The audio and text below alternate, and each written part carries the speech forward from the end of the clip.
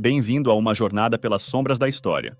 Hoje, em Histórias UOL, estamos desvendando as histórias não contadas da sexualidade na Alemanha nazista, um tema envolto em mistério e desinformação. Como era realmente a vida para aqueles cujas identidades colidiam com as normas rígidas do regime? Como as políticas nazistas moldaram e controlaram as liberdades pessoais e as identidades sexuais? Fique conosco enquanto mergulhamos nas narrativas ocultas que os livros de história muitas vezes deixam para trás.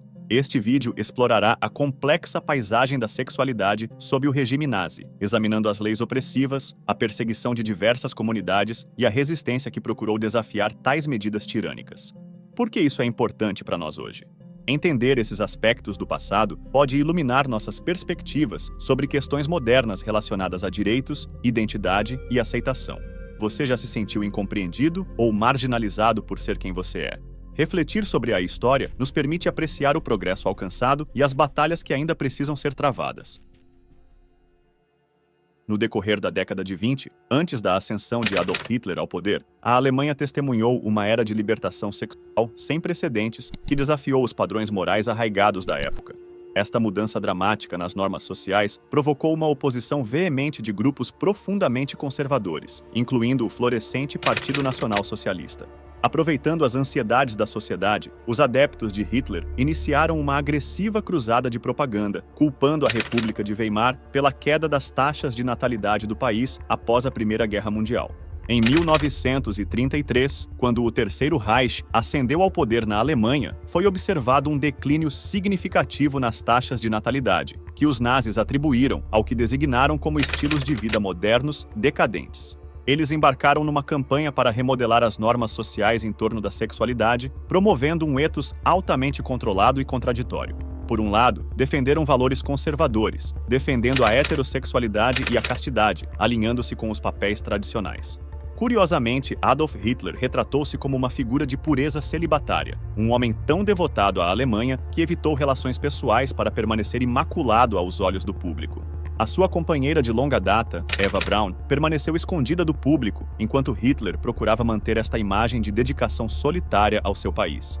Na era do Terceiro Reich, a heterossexualidade não era apenas a norma, mas também um imperativo moral, considerado essencial para a proliferação da raça ariana e para o futuro da Alemanha nazi. Este alinhamento da vida privada com o dever nacional transformou as decisões pessoais em atos de patriotismo, onde envolver-se em relacionamentos e abraçar a alegria familiar tornou-se sinônimo de servir uma causa maior. O governo glorificou uma estrutura familiar tradicional, um pai, uma mãe e vários filhos, sintetizada pela família do Führer Hitler, estabelecendo-a como o padrão a ser imitado pelas famílias alemãs, tudo sob o pretexto do conservadorismo. O Terceiro Reich promoveu paradoxalmente reproduções pré-matrimoniais e extraconjugais, apesar das aparentes contradições com as suas ideologias públicas. Sob o pretexto de aumentar a taxa de natalidade da nação, as políticas nazis endossaram tacitamente estas atividades, especialmente entre os jovens. Membros da juventude hitlerista e da Liga das Meninas Alemãs, com idades entre 10 e 18 anos, foram sutilmente encorajados a estabelecer relacionamentos íntimos. A intenção era clara: iniciar a atividade de reprodução precocemente. Como resultado, a década de 1930 viu um aumento notável na gravidez na adolescência. A propaganda estatal exaltava as mães solteiras, celebrando-as como fundamentais para a florescente ordem social. Nós recomendamos a você a ter uma visão panorâmica desse período. Assim, acompanhará nossos vídeos com ainda mais conhecimento. Preparamos um e-book incrível que vai te proporcionar isso, passando pelos fatores socioeconômicos que precederam a Segunda Guerra Mundial até o seu ponto final. Aliás, será que existiu mesmo esse ponto final? Clique no link nos comentários e embarque em uma viagem no tempo. Sob a governação do Terceiro Reich, houve um esforço concertado para conceder às crianças nascidas fora do casamento o mesmo estatuto jurídico que as nascidas dentro do casamento. Esta política foi impulsionada pelo desejo de eliminar o preconceito social contra os nascimentos extraconjugais. Hitler, em declaração feita em 1944, enfatizou a importância da orientação cultural neste contexto. Um trabalho de pedagogia é essencial. Deveríamos dar instruções precisas aos escritores e artistas. Será necessário proibir qualquer romance, história, obra ou filme que retrate crianças extraconjugais como inferiores ou ilegítimas. O círculo íntimo de Hitler, incluindo o seu secretário de confiança, Martin Bormann, levou as normas sociais aos seus limites, chegando até mesmo a experimentar a poligamia. Martin Bormann, um membro proeminente do Partido Nazista, teve abertamente um caso com a atriz Manga Barons, apesar de ser casado. Ele compartilhou descaradamente seus sentimentos com a esposa por meio de cartas, escrevendo: "Sinto-me incrivelmente feliz por ser duplamente casado. O que você acha, meu amor, desse seu marido maluco?" Quando a resposta finalmente chegou, revelou uma perspectiva inesperada da sua esposa, que claramente não via a situação como problemática. A mensagem era direta: "É verdadeiramente lamentável que mulheres tão notáveis sejam privadas da maternidade. Você tem o poder de alterar isso. Porém, você deve garantir que se sua amante tiver filho em 1 ano, eu terei no próximo, mantendo o equilíbrio." Seria progressista se no pós-guerra a legislação pudesse permitir que homens aptos casassem com 2 mulheres simultaneamente.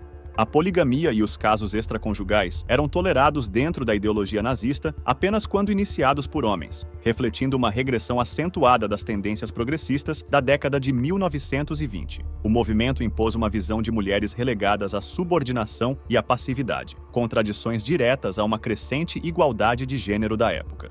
Nesta narrativa, a mulher ideal estava confinada aos espaços domésticos, administrando as tarefas domésticas, atendendo às necessidades do marido e cuidando dos filhos. Apesar das restrições governamentais que proibiam as mulheres de ocuparem cargos de liderança no Partido Nazi, para as afastar da arena política considerada adequada apenas para os homens, várias mulheres ainda conseguiram assegurar posições influentes no Terceiro Reich. Notavelmente, Elsa Koch tornou-se uma figura proeminente no campo de concentração de Buchenwald, famosa pelo seu comportamento sádico, e Leni Riefenstahl ganhou destaque como a realizadora preferida do regime, elaborando alguns dos seus mais potentes filmes de propaganda. Curiosamente, a homossexualidade feminina não foi tão duramente perseguida como a homossexualidade masculina durante o regime nazista. Para a comunidade homossexual, a época foi um pesadelo intenso. A propaganda nazista declarava que o amor entre os homens era um desvio da natureza, opondo-se diretamente ao imperativo de propagação da raça ariana. A Gestapo, encarregada de fazer cumprir esta perseguição, compilou a chamada Listas Rosa em 1934, que catalogavam os nomes dos homossexuais em cada cidade. Usando essa lista, eles invadiram sistematicamente comunidades, clubes e bares gays, prendendo indivíduos sem mandado. Uma vez detidos, estes homens foram frequentemente chantageados ou compungidos para revelarem as identidades de outros homossexuais, perpetuando um ciclo de detenções e abusos.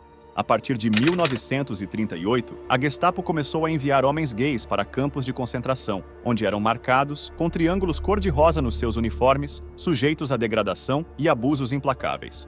O nazismo exerceu um controle estrito sobre a vida sexual dos alemães, manipulando relações íntimas para cumprir a sua agenda de propagação da suposta raça ariana. Esta realidade opressiva persistiu até 1945, quando a Segunda Guerra Mundial chegou ao fim, acabando finalmente com o pesadelo que ensombrava a nação. Agora nos conte nos comentários abaixo sobre o que acharam de nosso vídeo em relação à imposição nessa área da vida dos alemães na era nazi. Se tiverem alguma informação que deixamos de abordar no vídeo, nos conte nos comentários. Sua opinião é muito importante para nós. Não se esqueçam de curtir e se inscrever em nosso canal. E mais uma vez, muito obrigado por assistirem a Histórias UOL.